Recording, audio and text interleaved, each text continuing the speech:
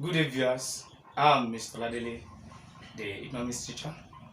I'll be taking you cost and revenue concepts today on our economics. Starting with this, we start with the factors of production because there is no way you talk about cost and revenue that will not make mention of production, especially the factors that are responsible for production. Looking at these four factors of production, we have land, labor, entrepreneur, and capital. Now, to every firm, they must try every possible means to minimize their cost in order to maximize profit. That is why entrepreneur is very important and must be a sensible and rational being. That's why in the definition of economics, we always mention rational beings because your thinking must be straight and you must be ready to apply the thinking in whatever you do.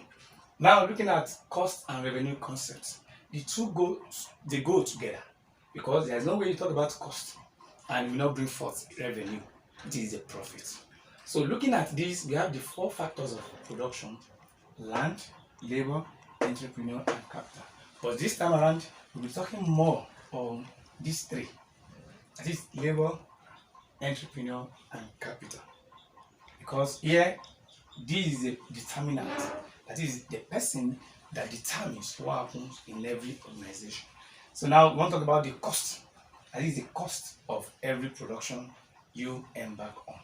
And looking at the cost of production here, we want to consider the word production there. Because production, that's the creation of utility. So in this situation, when we have cost, now what are the costs that we can think of when you are going into production? Now we talk about TFC, TC, average total cost. We have marginal cost. Now looking at these, we have these total fixed cost. We have total cost, average total cost, marginal cost. Then we have variable cost.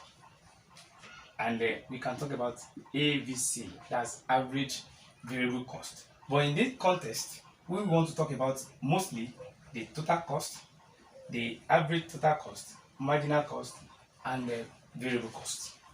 Because there is no way when you produce in units, for instance, when you have 100 loaves of bread being produced from a bag of flour, definitely you must know the cost of production in producing the 100 loaves of bread. Are we together? So if you look at 100 loaves of bread now that you have produced, at the end of the day, you spent 5,000 naira in producing 100 loaves of bread. So definitely you must know the cost of a unit, that is of a loaf of bread. So which means that this 5,000 naira that you have spent in producing this divided by 100, that's this. So at the end of the day, you have a 50 naira.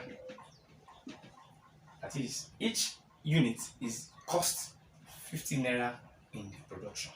So at the end of the day, you'll be able to know how much you will sell a loaf of bread.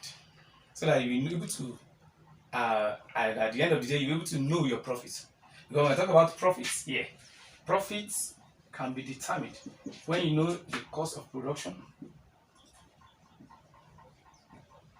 and your revenue. Because it's going to be profit in this form, that's total revenue minus total cost. That is, the total revenue must be higher than the total cost. So, but for now, I will not talk much on the revenue. I will start with the total cost. Now, if you look at this example here, that can give us detail about what we are discussing now. For instance, when you have our output here, or let me use units 1, 2, 3, 4, 5. Then we have the TFC, or let me use average variable cost, TFC. We have a total cost. Then we have a marginal cost. So in this context now, let us look at it now. By the definition of total cost, is the addition of TFC and TVC. That is total fixed cost and total variable cost. So if you are giving value on the TFC and you are giving value on TVC, then you can add the two together to get your total cost. So looking at this now, let us have this to be maybe 2, we have this to be 4, we have 7, 8, and we have 10 here. So our TVC here is fixed, that's 4,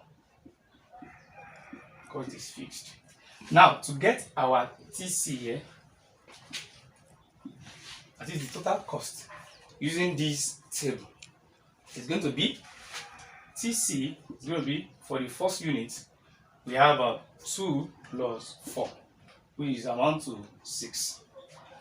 So we have our 6 here. The second one is 4 plus what? 4, that is 8.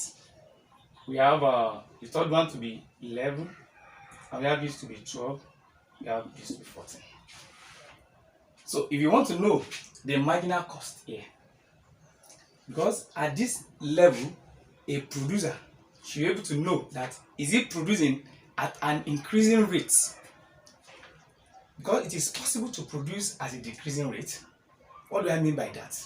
When you are producing a bag of flour and at the end of the day you realize, maybe for instance 5,000 naira, so it is expected of you that when you are producing 2 bags of flour, you have up to 10,000 naira as profit. But in the same way, you produce 1 bag of flour and your profit is 5,000. You later increase to 2 bags of flour, your profit is 6,000 naira. And when you increase to 3 bags, your profit is maybe 6,500. The rate it is increasing at a decreasing rate. So, but at this point, it is the marginal cost that will make the producer to know that at what point can he or she stop the production, that at what quantity can he or she continue to produce. That's why we need to know our marginal cost. Now how do we get our marginal cost? That's change in total cost over change in the quantity. So then put Q here to serve as quantity, which is representing the units. Now it means we have our MC to be change in TC over change in total quantity. Are we together? So when we have it to be this, so then how do we arrive at that? At that point, because there is no production that precedes the first production, that means here will be minus. That is nothing will be gotten as our MC. But for the second production here, which means our Q, this is Q1, this is Q2. This one is TC1, TC2. And we have the formula to be change in total cost over change in total quantity. So which means that we have at MC to be change in total cost over change in TQ. And what is the meaning of change here? It is TC2 minus TC1 over Q2 minus Q1. So when we have it here like this, then we can get our marginal cost for this second unit to be 8 minus 6. This is 8 minus 6 over 4. That's over 2 minus 1. 2 minus 1, which is 2 divided by 1. That's 2. So our marginal cost here is 2. If you look at it here, as it continues here, so the next one is going to be 11 minus 8 divided by 3 minus 2. That is 11 minus 8 over 3 minus 2. That's 3 over 1 is 3. So here is 3. So here 12 minus 11 divided by 8 divided by 4 minus 3. That's 12 minus 11 divided by 4 minus 3. That's 1 over 1, which is 1. So we have 1 here. So we look at the fifth one, 14 minus 12. That's the next T, then that means the next TC divided by the previous one, which is 14 minus 12, that's 2, divided by 5 minus 4, because you can see that it is on a regular interval. The interval there is 1 interval there. So which means we still have our Q, so we have the difference of 1. So we have 14 minus 12, which is 14 minus 12 over 5 minus 4. So we have our 2 over 1. So here is 2. If you study this marginal cost critically, a firm, a producer that is rational in thinking, will look at the marginal cost, that at what level am I producing? And at this point, which stage should I stop producing? Because instead of wasting resources, because in every production, you minimize your cost in order to maximize profit. And we all know that one of the economic problems is resources, scarcity of resources. Then how will you now maximize the resources you have at hand? Instead of wasting the resources, then you now, okay, if it is maybe certain quantity will go for certain thing, then you divert the other quantity to other thing that will make profit for you. Now you look at the marginal cost here. It starts with 2, it increased to 3. Now we could see that if you look at the total cost, it is increasing, right? 6, 8, 11, 12, 14. It is increasing. So if you look, but how will you know that is it increasing at an increasing rate, or it is increasing at a decreasing rate? Then marginal cost will decide. Now if you look at it now, we have 2, 3, but when it got to this level, it decreased down to 1 before it got here to be. So a firm or a producer should stop production at this level, because any step taken further will lead to this increasing at a decreasing rate. That is why a firm must be rational.